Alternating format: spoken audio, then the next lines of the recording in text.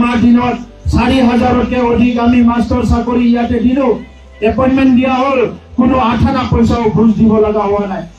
আজি বিটিসি সেক্ৰেটাৰিয়েটত চাকৰি দিয়া হ'ল কোনো 8 আনা পইচাও ঘুষ দিব লগা হোৱা নাই খেল বিভাগত স্পোৰ্টসত চাকৰি দিয়া হ'ল কোনো 8 আনা পইচাও ঘুষ দিব লগা হোৱা নাই 5000 মান চাকৰি আৰু বিটিসিৰ হ'ব হোৱা 2-3 মাহৰ ভিতৰত